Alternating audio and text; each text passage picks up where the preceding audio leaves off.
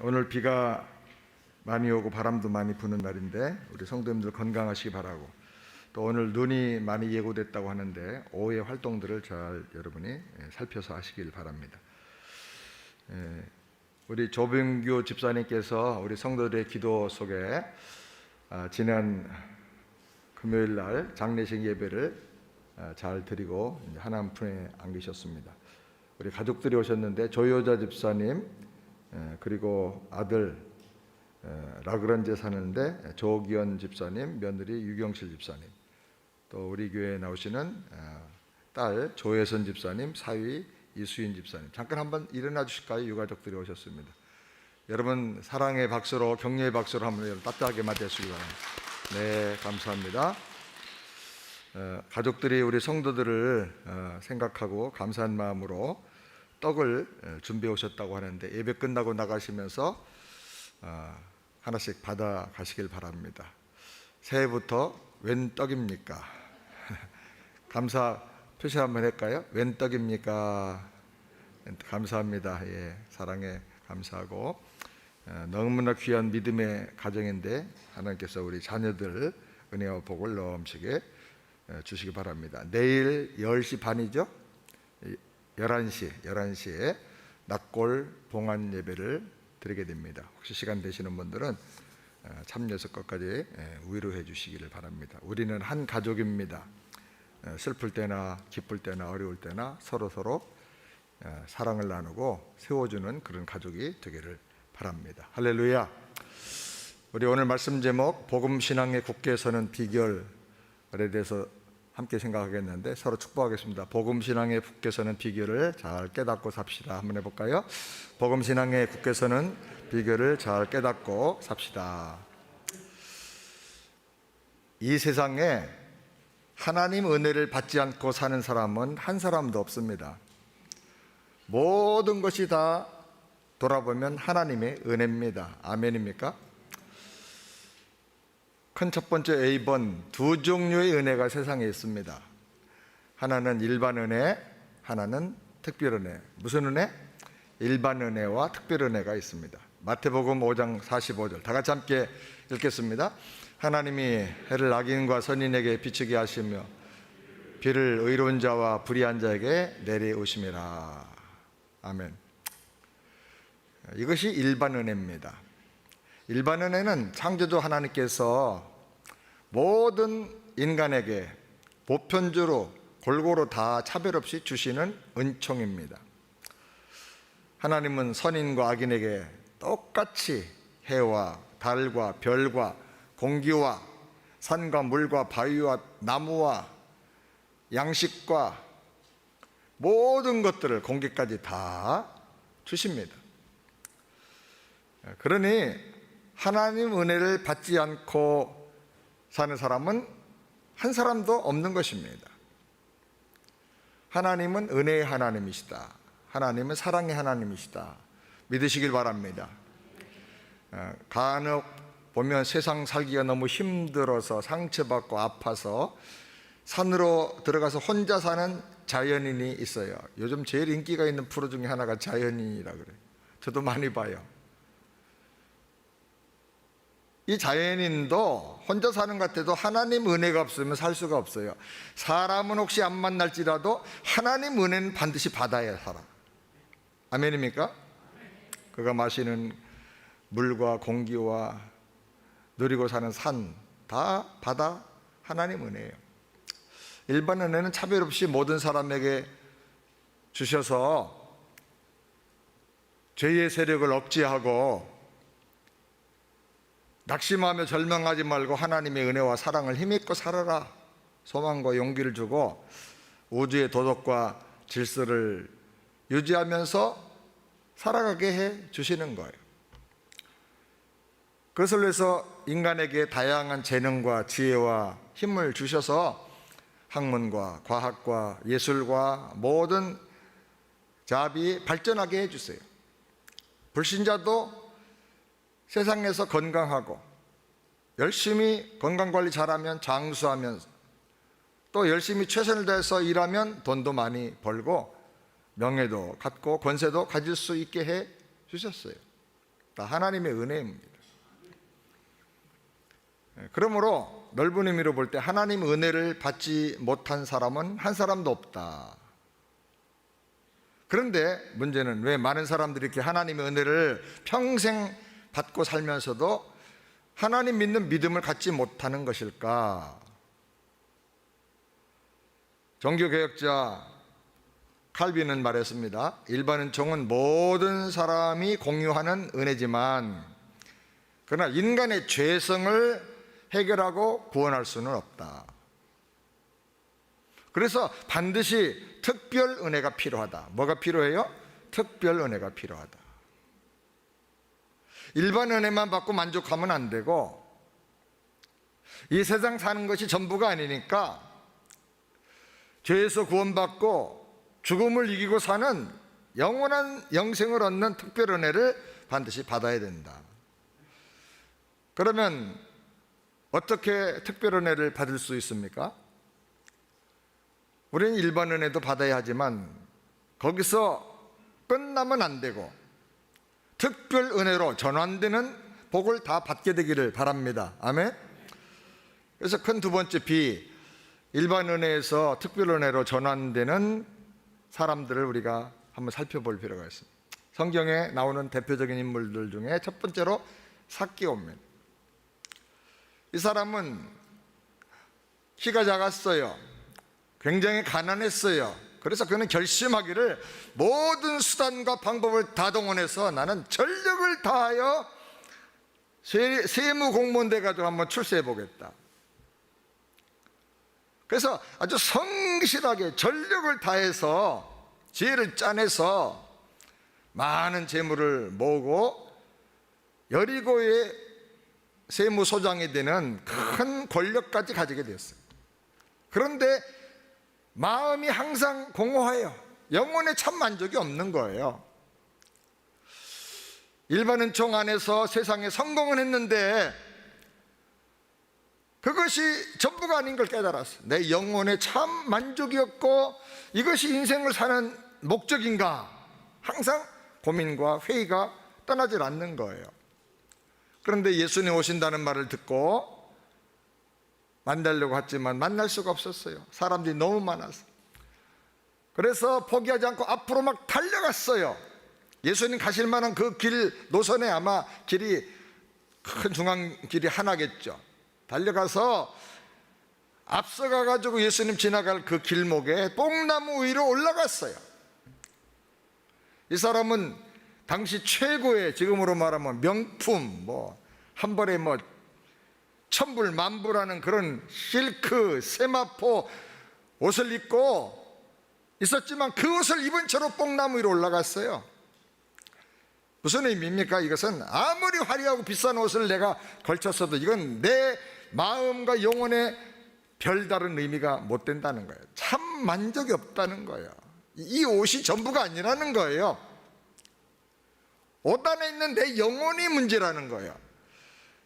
그는 그 동네 가장 높은 세리장이었어요. 여리고는 굉장히 무역이 잘 돼가지고 돈이 얼마나 많은지 몰라요. 그런데 거기에 무역을 할 때 다 세금을 걷어야 되는데 거기 세무 최고의 세리장이니까 얼마나 권세가 높고 돈이 많았겠어요. 세리장으로서의 체면이 있어요. 명예가 있어요. 그런데 그거 아랑곳하지 않고 뽕나무 위로 올라갔어요. 권력과 명예가 필요하긴 했지만 내 영혼에 진정한 만족을 주고 내 인생에 진정한 영원한 가치와 생명을 주는 것이 아니다라는 것을 그가 여기서 행동으로 고백하고 있는 거예요. 예수님 오셔서 내가 너희 집에 가겠다 하니까 그는 기뻐 뛰어내려와서 예수님을 집으로 영접하고 모셔드리게 됩니다. 영접했어요. 믿음의 행동이죠. 예수님이 영접할 때 과거에 전에는 한 번도 경험하지 못했던 행복과 기쁨이 넘치는 것을 체험하게 됩니다. 그래서 예수님을 모시고 식사 대접을 하면서 많은 사람 앞에서 고백합니다. 저의 재산의 절반을 가난한 사람들에게 다 나눠주겠습니다. 돈 열심히 모았는데 거기 생명이 없고 거기 만족이 없고 거기 진정한 평안이 없다는 거예요. 그래서 이걸 가지고 이제 하나님 기뻐하는 일을 하겠다는 거예요. 그리고 말하기를 내가 혹시 남을 속여서 착취한 돈이 있다면 4배나 갚겠습니다. 아주 철저하게 회개하고 사람이 달라져 버렸어요. 완전한 회개와 예수님을 영접하고 모셔드리고 변화가 된 거예요. 변화. 그때 주님 말씀하셨어요. 누가복음 19장 9절 다 같이 함께 읽겠습니다. 오늘 구원이 이 집에 이르렀으니 이 사람도 아브라함의 자손입니다. 너무나 완전한 아름다운 복음 신앙의 이분이 굳게 서게 된 거예요. 일반 은혜 많이 받았지만 이게 전부가 아니라는 걸 깨닫고 달려가고 사모하고 예수님 영접해서 회개하고 예수님을 마음의 주님으로 모셔드림으로 말미암아 일반 은총에서 특별 은총으로 전환되는 정말 귀한 믿음의 사람, 변화의 사람, 복음의 신앙으로 승리하는 그런 아름다운 사람이 된 것입니다. 이런 은혜가 우리에게도 있기를 바랍니다. 두 번째 모델은 솔로몬입니다. 솔로몬은 하나님 앞에 기도해서 지혜 중에 최고의 지혜를 받았어요. 그 지혜를 가지고 왕이 되어 통치하니까 나라가 점점 부강해지고 국가의 산업과 군사 그 힘이 군사력이 최고로 발전했어요. 부와 권세와 명예와 지식에 부족한 게 하나도 없었다 그래 성경에. 아가서 6장 8절에 보면 이렇게 또 말씀합니다. 다 같이 읽겠습니다. 왕후가 60명이고 비빈이 80이고 시녀가 무수하대. 왕후 부인이요, 정식 결혼한 부인이 60명. 한 명 모시고 살기도 힘든데 60명. 비비는 뭐냐면 그저 여러분 다 알죠? 후궁이 아니고 빈이죠. 거기도 부인이지만 그러나 뭐라고 그러나 하여튼 빈. 비빈이 몇 명이에요? 이야, 엄청나요. 그리고 궁녀들이 무수했다. 3,000명 가까이 됐어요. 그는 가장 웅장한 거룩한 성전을 지었습니다. 또 그의 왕궁은 다 금으로 장식되었습니다. 영토는 작지만 군사력과 경제력과 정치력은 초강대국이 되어가지고 세계 각국의 나라에서 조공이 들어왔어요. 솔로몬 한 번 면담하는데 아주 엄청난 예물을 가지고 싸가지고 왔어요. 시바 여왕도 와서 잠깐 얼굴 보려고 왔다가 너무 매력에 반해가지고 3년이나 거기 머물다가 갔어요. 전무후무한 영광과 권세와 부유를 누리게 되었어요. 금을 돌처럼 여겼다 그래서 그 당시에. 그런데 전도서를 보면 그의 속마음 고백이 나옵니다. 전도서 2장 11절 다 같이 함께 읽겠습니다. 그 후에 본즉 내 손으로 한 모든 일과 수고한 모든 수고가 다 헛되어 바람을 잡으려는 것이며 해 아래서 무익한 것이로다. 그는 지혜를 얻어서 일반 은총 안에서는 전무후무한 성공을 하고 번영을 누렸어요. 그런데 그가 고백하기를 나라를 크게 하고 성을 쌓고 뭐 엄청난 일을 하고 세계 최고의 나라로 만들었는데 이 모든 게 다 바람 잡는 것처럼 헛되고 무익하다는 것을 깨달았다고 고백합니다. 죽음을 놓고 보니까 가난한 사람의 죽음과 부자의 죽음이 똑같고 권력 있는 사람의 죽음과 아주 고난당하는 사람의 죽음이 똑같고 많이 배운 사람의 죽음과 무식한 사람의 죽음이 다 똑같다는 거예요. 이 세상에 열심히 살면서 쌓아놓은 모든 부와 명예와 권력이 죽음 앞에서는 바람을 잡는 것처럼 헛되고 헛된 것이라는 거예요. 그래서 그는 계속 이렇게 말합니다. 전도서 12장 13절 다 같이 읽겠습니다.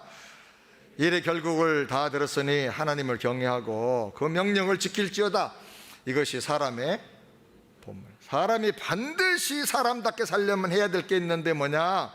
일반 은총 안에서 모으고 쌓고 높이 올라가고 그거 전부가 아니라는 거예요. 그거 헛되다는 걸 깨닫고 하나님을 경외하는 거, 영원하신 하나님을 믿고 사랑하고 의지하고 주님 명령을 지키고 사는 것이 사람이 사람답게 사는 비결이다라는 거예요. 인간은 죽음을 인식하면서 그 순간부터 철이 들기 시작해요. 아직도 철이 없는 사람 많아요. 자기 안 죽을 것처럼 생각하는 사람, 아직도 철이 없는 사람. 철이 드는 사람은 나는 언젠가 죽어야 돼. 그 죽음의 날에 어디로 갈 것인가 잘 준비해야 돼. 그리고 죽음 이후에 영원한 세계를 준비하고 사는 사람이 비로소 이제 인생으로 철이 드는 사람이. 제 이름은 상철이에요. 상자가 항상 상자, 철이 철 들었다 철자, 항상 철 들었다. 이러면 아버지가 참 너무 잘 주셨어요. 여러분 상철이가 되시기 바랍니다. 항상 철이 들어야 돼요. 왜 이렇게 죽음이 오는가? 죽음이 어떻게 오는가? 다양하게 설명하는데 최근에 이황재 박사의 강의를 들어보니까 산소가 우리 안에 들어가야 이제 사람의 생명이 살게 되는데, 산소가 우리 안에 100% 들어가면 우리 몸이 많이 써도 95%나 96, 7%밖에 못 쓴대. 그러면 2, 3%에서 5% 정도가 산소가 남아요.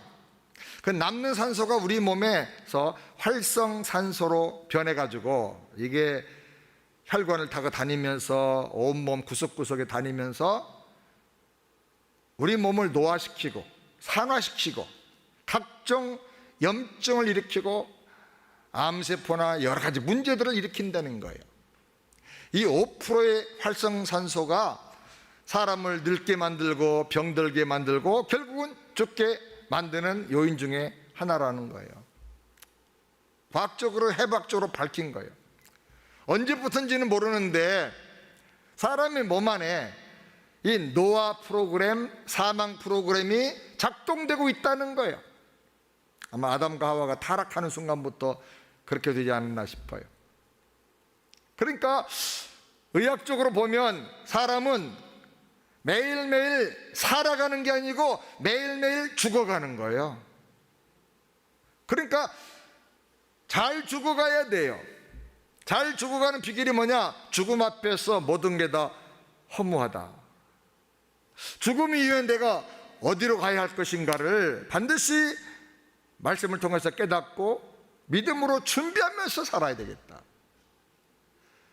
내 인생의 연약함을 인정하고 인생의 험함을 깨달을 때 영원하신 하나님을 바라보고 하나님을 경외하고 믿고 의지하게 되는 거예요. 아멘? 그래서 솔로몬은 전도서를 통해서 고백하는 게 뭐냐? 일반 은총만 받고 세상에서 많이 가지고 높아지고 명예를 누리고 장사고 건강하다 할지라도 죽음 앞에서는 모든 것이 다 바람잡는 헛된 수고다. 열심히 일반 은총원에서 살아서 부하고 높아지고 영향력인 사람 되어서 다른 사람 도와주면서 하나님 기뻐하는 일을 해야 되지만 그것만 자꾸 살면 안 된다는 거예요. 그래서 반드시 일반 은총 안에서 깨닫고 특별 은총으로 전환이 돼야 돼. 그래서 하나님을 경외하는 사람이 돼야 된다는 거예요. 아멘. 그 다음에 세 번째로는 사울입니다. 사울은 당시 최고의 석학이었던 가말리엘 이 사부의 수제자로 열심히 공부를 해서 엄청난 학문적 지식을 가진 사람이었습니다. 그리고 그는 구약의 율법대로 철저하게 지키면서 성실하게 산 사람이에요. 그는 공권력의 공문을 받아서 많은 수하들을 이끌고 외국인 다메섹까지 가서 거기 기독교인들 잡아다가 결박하고 옥에 가두고 죽일 만큼 막강한 권한을 가졌던 사람이에요. 그의 집안은 텐트를 만드는 공장을 경영했는데 그 당시에 로마 군대가 전 세계로 나가서 전쟁을 하기 때문에 거기에 천막을 납품한 걸로 보여요. 그리고 목축업하는 그 시대에 목동들에게 또 텐트가 많이 필요했고, 그래서 엄청난 부와 또 군대와 연결되면서 권력도 가졌어요. 그 모든 공로가 인정되어 가지고 지금 미국 시민권 따기보다 아마 100배도 더 어려웠을 그 당시에 로마 시민권을 가족 전체가 다 받게 된 거예요. 백부장, 천부장도 바울이 나면서부터 로마 시민권자였다고 하니까 깜짝 놀래고 갑자기 태도를 바꾸지요. 그만큼 로마 시민권이 엄청난 영향력을 갖고 있었던 거예요. 그는 세상에 자랑할 게 너무너무 많았어요. 다른 말로 말하면 일반 은총 안에서 아주 최고로 잘 나가는 사람 중에 하나였어요. 근데 그가 다메섹으로 가던 길에서 예수님을 만납니다. 십자가에서 처형돼서 예수는 죽었다고 믿었는데 그 예수님이 부활하여 살아계신 거예요. 그 예수님이 빛으로 오시는 하나님이셨어요. 예수님의 말씀 그대로 구원의 역사가 다 성취되고 부활로 말미암아 완성됐다는 사실을 직접 체험하고 그걸 다 깨닫게 된 거예요. 예수 만나는 그 순간에. 그래서 철저하게 돌이키고 회개하고 변화가 되었어요. 얼마나 충격을 받았는지 아라비아 사막에 어떤 동굴 속에 들어가서 7년 동안을 예수 십자가 부활 이 성천 사건을 놓고 구약의 말씀을 다 다시 해석하고 기도하고 묵상하면서 7년 동안을 보내요. 왜 그렇게 했는가? 그리고 나와서는 전 세계 다니면서 결혼도 하지 않고 목숨을 걸고 복음을 전해요. 사도행전 20장 24절 다 같이 함께 읽겠습니다. 내가 달려갈 길과 주 예수께 받은 사명 곧 하나님 은혜의 복음을 증언하는 일을 마치려 하면은 나의 생명조차 조금 더 귀한 것으로 여기지 아니하노라. 자기 생명을 조금 더 귀한 것으로 여기지 않고 이 은혜의 복음, 구원의 복음만 전하기를 원한다는 거예요. 땅 끝까지 가겠다는 거예요. 죽어도 좋다는 거예요. 세상에 이보다 더 귀한 일이 없다는 거예요. 뿐만이 아니에요. 빌립보서 3장 8절 다 같이 함께 읽겠습니다. 내 주 그리스도 예수를 아는 지식이 가장 고상하기 때문이라. 내가 그를 위하여 모든 것을 잃어버리고 배설물로 여김은 그리스도를 얻고 그 안에서 발견되려 하며 예수님보다 더 귀한 게 없다는 거예요. 그래서 일반 은총 안에서 내가 누렸던 거, 모았던 거, 쌓아놨던 거 다 배설물로, 직설적으로 번역하면 똥으로, 똥처럼 다 버리겠다, 미련 없이. 화장실에 갔다가 아까워 저거 퍼가야 되는데 그런 사람 하나도 없잖아요. 뒤도 안 보고 그냥 일어나서 가는 그런 것처럼 일반 은총 안에서 잘되고 가지고 높아지고 내가 소유한 것들이 다 그와 같다는 거 예수님과 비교해 보면. 그래서 다 배설물로 여기고 예수님으로 내가 더 충만해지고 그 예수 안에서 내가 하나님의 사랑하는 변화된 존재로 발견되는 것이 자기 생애의 목적이 됐다는 거예요. 오직 그의 관심은 예수 더 알기를 원하고 예수로 더 충만하기를 원하고 자기가 예수 안에서 발견되기를 원했다는 거예요. 아멘. 정말 어마어마한 특별 은혜를 받은 거예요.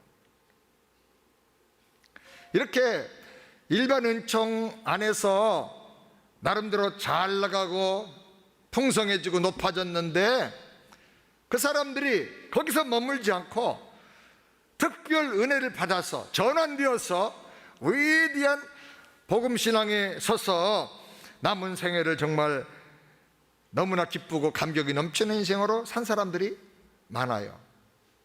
어떻게 이렇게 할 수가 있을까? 제가 여러분에게 말씀드리는 것은 단순한 성경지 이론이 아니고 실제적인 말씀이기 때문에 어떻게 하면 복음 신앙의 특별한 은혜를 받아서 더 깊이 푹 들어갈 수 있을까? 그럼 오늘 말씀드리는데 굉장히 중요한 설교예요. 집중해서 잘 듣고 내 걸로 만드시길 바랍니다. 큰 세 번째, C번, 일반 은혜에서 특별 은혜로 전환되는 실제적인 과정을 함께 생각하길 원합니다. 하나님 모든 사람에게 은혜를 주셨습니다. 근데 은혜를 잘 받아야 믿음이 생겨요. 그래서 은혜 위에 은혜, 일반 은혜 위에 특별 은혜를 받아야 돼요. 일반 은혜로만 끝나면 안 돼요. 특별 은혜로 받아야 되는데, 하나님은 우리가 경험하는 모든 것을 합력하여 선을 이루셔요. 선을 이룬단 말은 우리를 구원하게 하시고 특별 은혜 속에서 우리가 은혜와 복을 받게 해주신다. 사람들이 겪는 세상에서의 모든 종류의 사건들을 크게 나누면 둘로, 형통할 때와 고난당할 때, 곤고할 때, 이 둘로 나눠져요. 자, 전도서 7장 14절 한번 다 같이 읽어보겠습니다. 형통한 날에는 기뻐하고 곤고한 날에는 생각하라. 하나님 이 두 가지를 병행하게 하사 사람으로 그 장래를 능히 헤아려 알지 못하게 하셨느니라. 또 야고보서 5장 13절도 다 같이 함께 읽겠습니다. 너희 중에 고난당한 자가 있느냐? 저는 기도할 것이요. 즐거워하는 자가 있느냐? 저는 찬송할 자. 두 구절이 다 쌍둥이 구절의 병행 구절인데, 형통한 날, 곤고한 날, 고난당하는 자, 즐거워하는 자, 이게 두 가지가 같아요. 자, 형통한 때는 어떻게 하라고 했는가? 형통하고 일이 잘 될 때, 건강하고 돈도 잘 벌리고 아이들 잘 클 때, 형통할 때 내가 어떻게 되는가? 첫 번째 뭐예요? 기뻐하라 그래요. 기뻐하라. 기뻐하면서 이런 복이 어디서 왔는가 생각해. 아, 이거 하나님 은혜구나. 그래서 깨닫고 기뻐하기만 하지 말고 찬송하라 그래. 찬송하라. 에? 찬송하라. 야고보서에는, 구약의 전도서에는 기뻐하라로 끝났는데 야고보서에는 즐거워하는 자가 있느냐? 저는 찬송할지니라. 기뻐하면서 만족을 누리고 감사하고, 그 다음에 아, 이런 복이 어디서 왔지? 어떻게 내가 이런 복을 누릴 수 있지? 아, 하나님 은혜구나. 그걸 깨달아서 감사하는 거예요. 찬송하는 거예요. 하나님께 찬송하는 거예요. 일반 은총에서 특별 은총으로 전환되게 하는 그 과정에 정말 중요한 게 뭐냐면 생각이에요. 생각. 깨달음. 따라하십시다. 깨달음을 가져야 된다. 아, 이거 하나님 은혜구나. 내가 잘나서 내가 뭘 잘해가지고 이렇게 되는 게 아니고 하나님 은혜구나. 그걸 깨달아야 돼. 아멘? 생각의 복을 받으시기 바라요. 그 다음에 곤고한 날에는 어떻게 하라 그랬어요? 곤고한 날에 고통당할 때는 뭐하라? 구약에서는 생각하라 그래요. 생각하라. 생각해서 아, 장래일을 내가 알 수가 없구나. 그걸 깨달으라는. 신약의 야고보서에는 고난당하는 자는 뭐하라? 기도하라. 기도하라. 생각해서 아, 이거 내 힘으로 할 수 없는 게 너무 많구나. 병 내 힘으로 이거 이길 수가 없구나. 고난 내가 다 감당할 수가 없구나.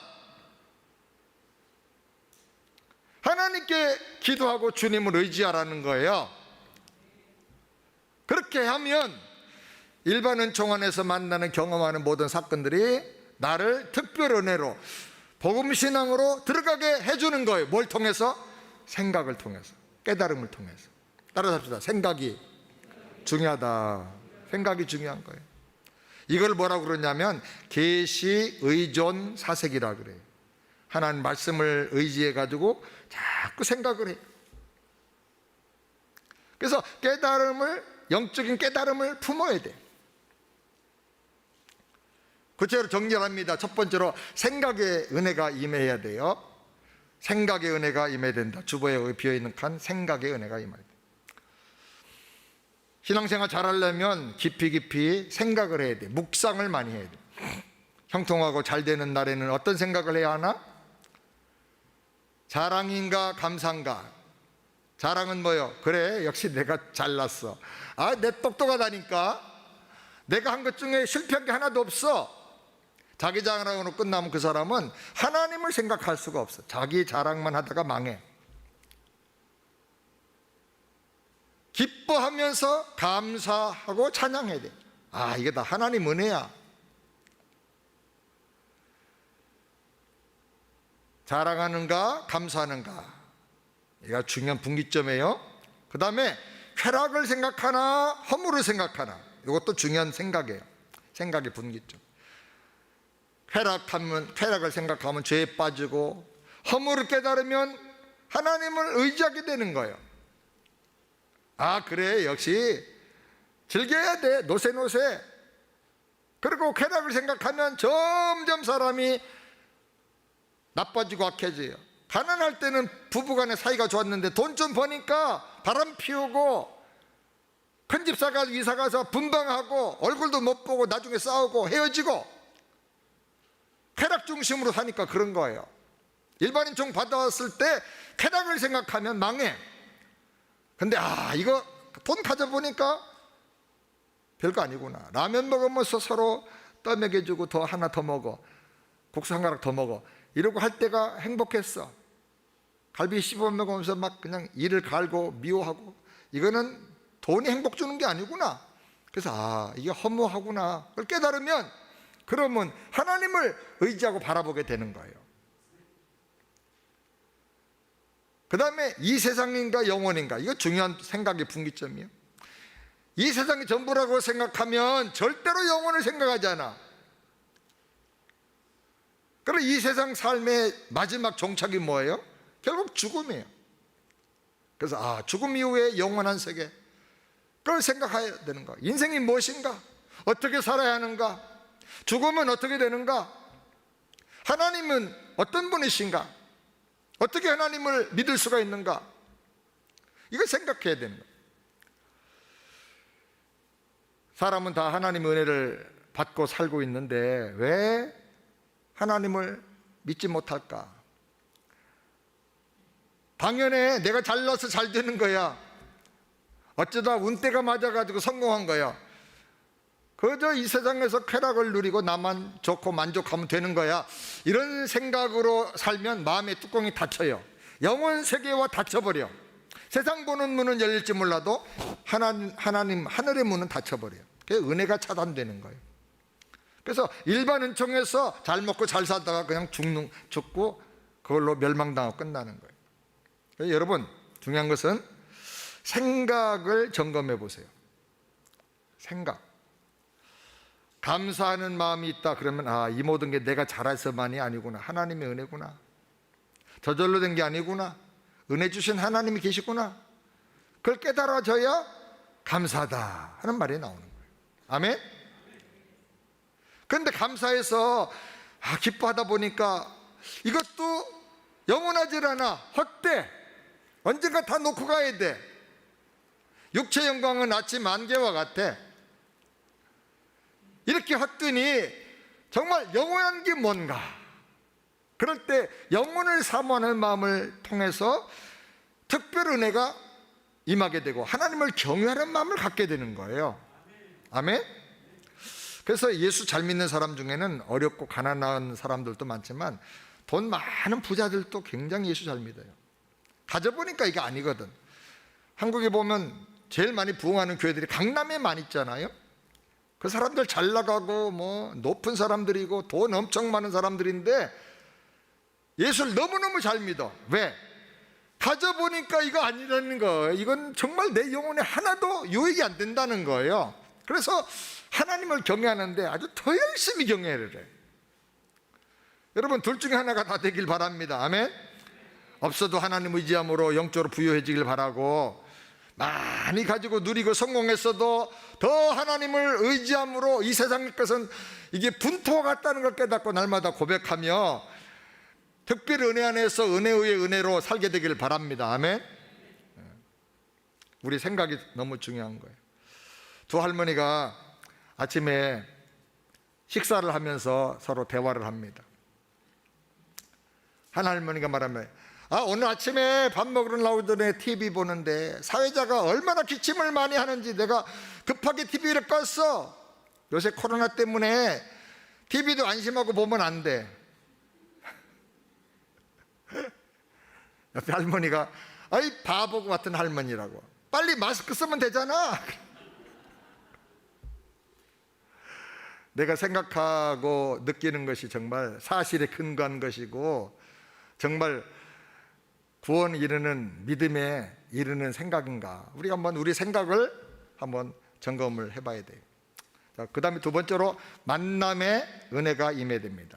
첫 번째 뭐의 은혜가 임해요? 생각의 은혜가 임하고, 두 번째는 만남의 은혜가 임해야 됩니다. 사람 잘 만나야 돼요. 따라서 사람을 잘 만나야 한다. 아멘. 네. 정말 그래요. 한국의 어떤 대통령 후보, 이름은 얘기 안 하겠습니다. 부인 때문에 정말 고생하는 걸 보면서, 잘 만난다는 게 참 중요하구나.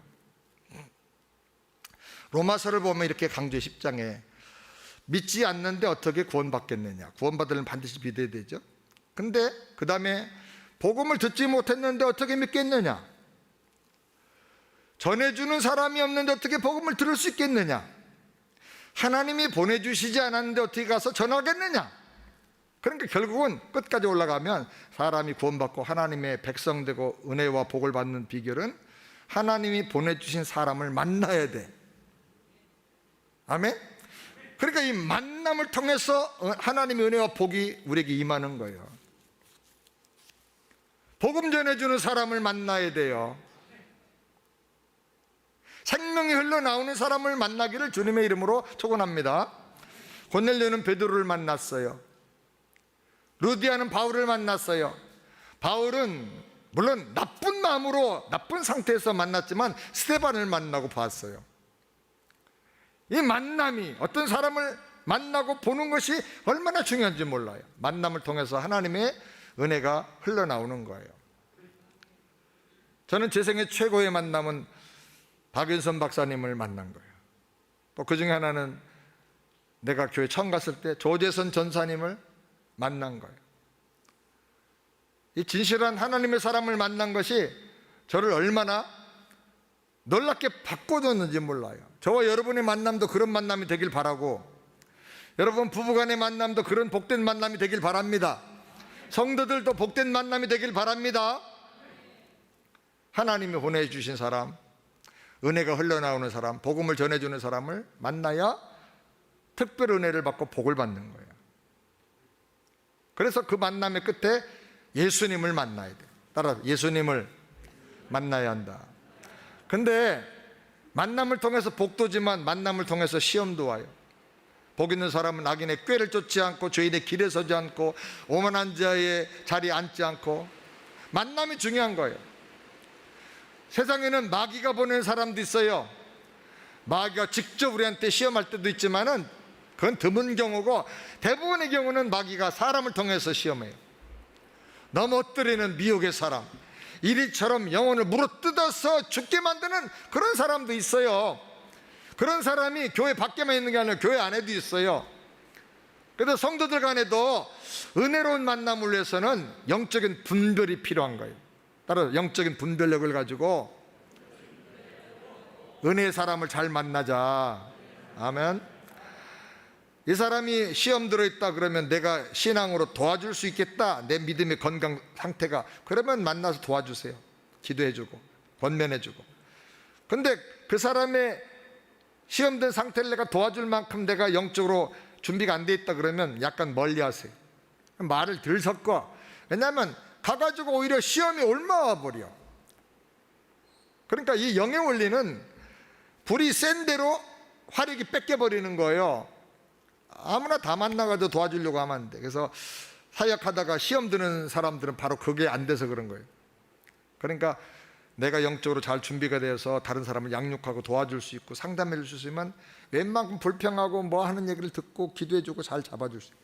근데 그럴 만큼 영성에 내가 준비가 안 돼 있으면 분별을 해가지고 도와주겠다 옆에 갔다가 내가 더 시험 걸려버려. 그래서 있던 믿음까지 다 뺏겨버려. 그렇게 되면 안 되는 거예요. 그래서 이 만남의 복을 꼭 여러분이 은혜 가운데 받으시기를 주님의 이름으로 축원합니다. 세 번째로, 환경 속에서 은혜를 깨달아야 돼요. 환경은 질병이라든지 고난, 죽음, 아주 힘들고 까다로운 사람, 이사 온 환경, 새로운 환경, 전쟁, 이 코비드 같은 전염병, 재난, 기근, 지진, 이민 등등의 환경의 변화, 이런 것들이 은혜의 통로가 될 수 있는 거예요. 그래서 새로 이사 온 가정들은 우리가 먼저 전도할 사람들이에요. 이사 오면 사람들은 여기 와서 좀 잘 살아보자, 새롭게 살아보자, 그런 마음들을 가지고 대부분 이사를 와요. 병 들었을 때, 또 죽음 같은 여러 어려움을 겪을 때 마음이 열리는 거예요. 저희 가정은 예수 안 믿다가 어머니는 늘 우물가에다 촛불 켜놓고 뭐 빌고 그런 거 내가 어렸을 때 많이 봤어요. 절에도 데리고 가고 저를. 근데 갑자기 아버지가 병들어 쓰러지면서 예수님께 나오게 됐어요. 그러니까 여러분, 집안에 환자가 있다, 어떤 어려운 병이 있다 그러면 이게 하나님 부르시는 음성이구나, 그렇게 믿으셔야 돼요. 교회 나오는 분들, 아이들 때 나오는 20세 이상 이전에 나온 사람이 85%고 15%가 이제 사춘기 이후에 이제 나온 성인들 때 예수 믿은 사람들이 15%밖에 안 되는데, 그 15% 중에 절반이 몸이 아파서 병으로 고생하다가 전도받고 예수 믿은 사람이 많아요. 그러니까 주변에 환자가 있으면 복음 일단 전하고 기도해주고, 그 다음에 내가 몸이 아프다 그러면 하나님이 나에게 은혜 주시려고 하는구나, 내가 하는 일반 은총 안에서 너 연약해, 그걸 제일 먼저 깨닫게 해주시는 게 병이야. 그래서 내 힘으로 안 되는 거야, 하나님을 바라보게. 처음에는 뭐 약 먹고 병원 다니고 다 하죠. 그래도 안 되는 병이 있어. 그럼 하나님을 의지하게 됩니다. 저희 가정이 그런 가정이었어요. 또 아버지 죽음을 통해서 은혜를 받았어요. 죽음을 통해서 예수 믿는 분들이 많아요. 저는 장례식 때 꼭 복음을 전해요. 장례식이 복음 전도의 최고의 기회야. 이제 내가 지금은 조문객으로 왔지만 나중에는 내가 이 관에 눕는다, 다른 분들이 여기 와서 위로하게 될 거다, 하나님 앞에 갈 준비해라. 이 장례식이 정말 중요한 거예요. 집안에 장례식을 하고 나서 예수 믿는 가정들이 참 많아요. 또 이민 와가지고 예수님 믿는 분들도 굉장히 많아요. 한국에서 계속 살았으면 절대 교회 안 나가고 예수 안 믿을 사람인데, 이민 와가지고 아브라함처럼 본토 친척 아비 집을 떠나서 여기 와서 하나님을 더 의지하게. 이 모든 환경의 인도하심이 다 하나님의 은혜인 줄을 믿고 거기서 하나님 음성을 잘 듣게 되기를 바랍니다. 아틀란타는 숲이 참 좋아요.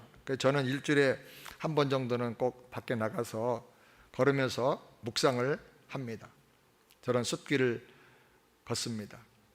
숲속을 걷네, 줌성 들리네, 햇빛 쏟아져 주 사랑 넘치네, 비가 내리네, 줌성 들리네, 바람이 부네, 주 은혜 임하네, 난 너를 사랑해, 난 너를 축복해, 난 너를 사랑해, 난 너를 기뻐해. 그러면서 묵상하고 내 영혼에 하나님 음성을 담으면 시가 나오고 찬양이 나오고 영적인 감동이 임하는 거예요. 환경을 통해서 은혜를 깨달으시게 되길 바랍니다. 그 다음에 네 번째로, 좋은 책을 통해서 은혜를 주십니다. 좋은 서적을 많이 읽을 필요가 있어요. 은혜 받고 변화된 분들의 간증 서적, 이런 거 참 좋은 책이에요.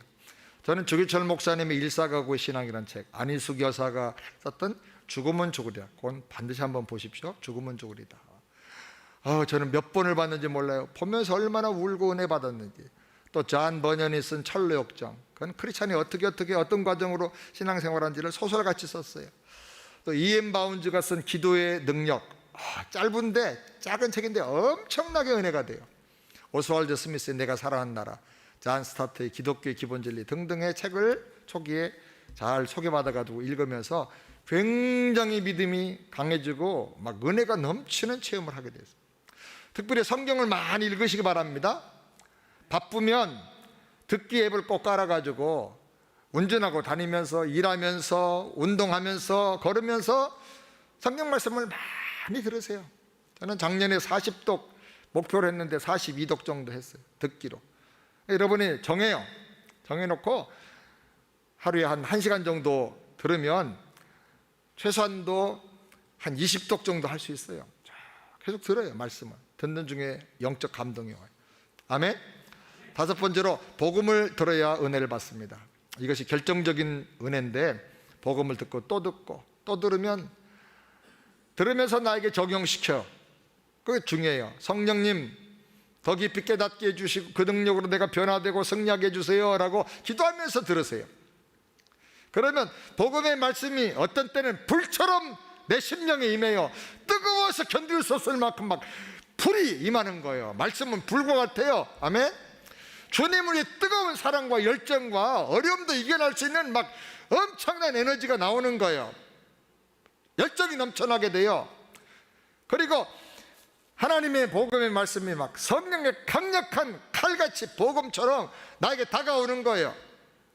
그래서 웬만한 어려움과 마귀 사탄 다 물리치고 승리할 수가 있는 거예요.